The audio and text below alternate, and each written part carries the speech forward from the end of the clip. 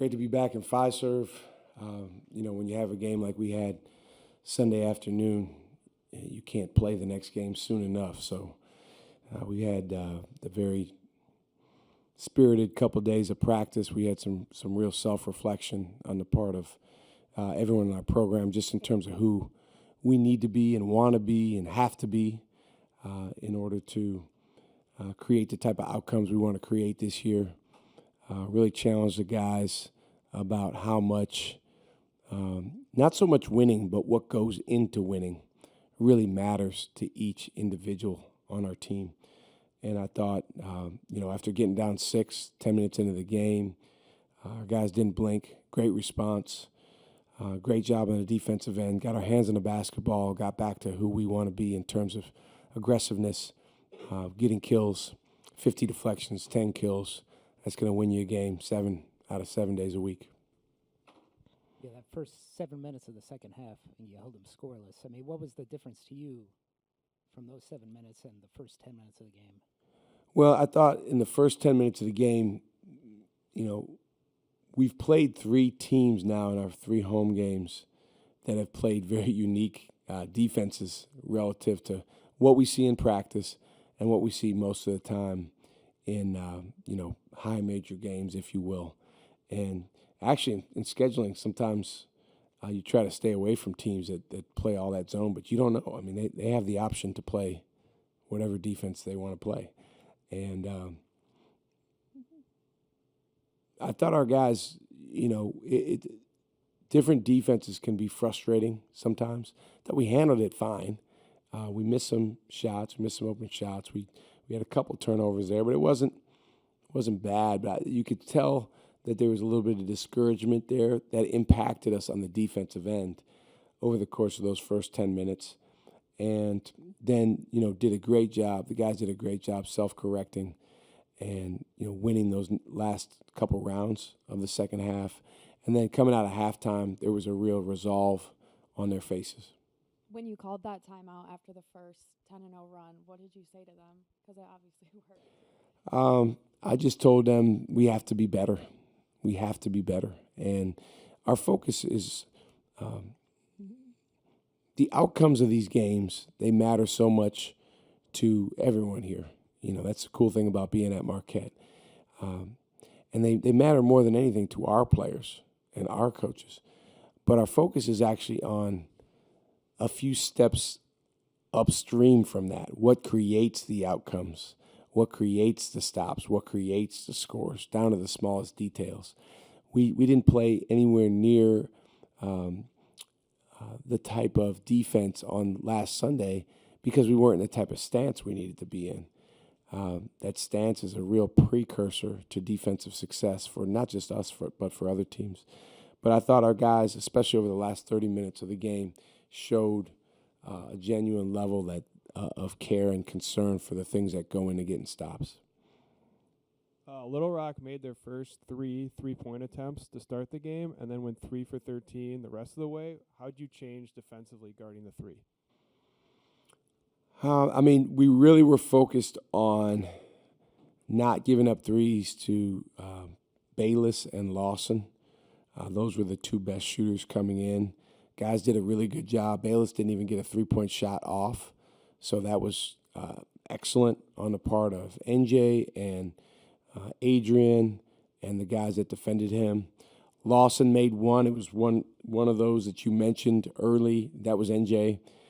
He just kind of had a little bit of a brain freeze where Lawson got the ball, and he was pretty deep, but you got to get a high hand on him. Lawson's the first-team all-conference player on their team last year, and so we didn't get a hand up. He made the 3.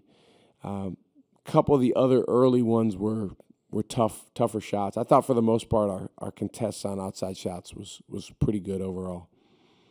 With Sean, is that the same shoulder that was bothering him during the preseason? He's banged up both shoulders at different times, but unfortunately this one is his shooting shoulder, and Kenny, our trainer's not fully sure how long he'll be out. We're hopeful that it's not too long, but as you saw, he's in a sling there, and the biggest thing is just resting it for now. So we don't really have a timetable on exactly when he'll be back. How do you think NJ responded to his first college start? Well, he was nervous. The one thing about NJ, man, he really, really cares. He lives this, and he doesn't want to let people down. So he was very nervous. I just told him, just do what you do. I'd give him a good solid B. He can be better. He'll keep getting better, but he did a good job running our team. He had a lot of hockey assists tonight. I told the guys that's going to be a big deal when you're playing against a trapping team. The pass you make might not be the assist, but the pass you make, if you have 2 on you, gets it to the guy who gets the assist. And I thought he had a lot of those tonight. What have you seen from BG just on the boards this season? He's been great. His aggressiveness, you can see the intentionality with his rebounding.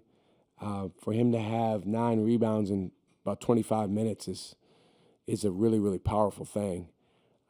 We obviously coming off of last year, that's been an area where we wanted to grow and be better.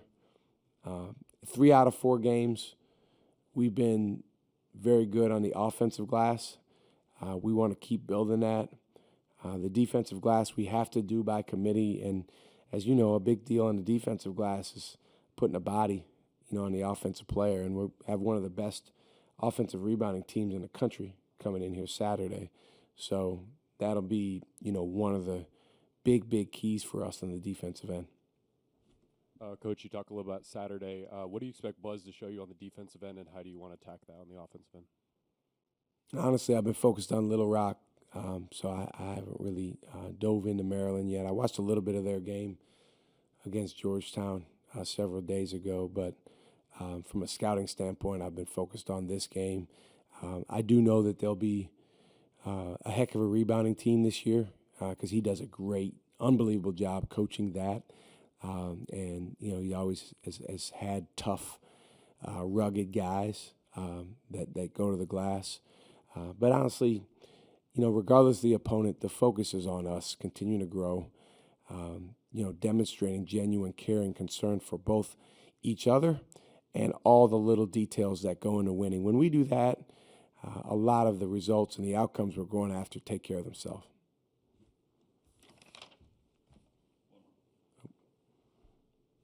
Just with signing day, with the 3 guys you signed, what attracted you to all 3 of those guys? Well, they're all very, very different, but what attracted us to all 3 is that we feel like they fit us and what we need, and who we want to continue to become. Nash is about as much of a shooting specialist as maybe I've ever signed. Normally we recruit guys that are good all-around guys, but he can really shoot the ball. And, what I've learned over the years is if you want to get better with shooting, you got to recruit that specifically. If you want to recruit like good all-around players, then they may become, good shooters, but that may take time and they may not.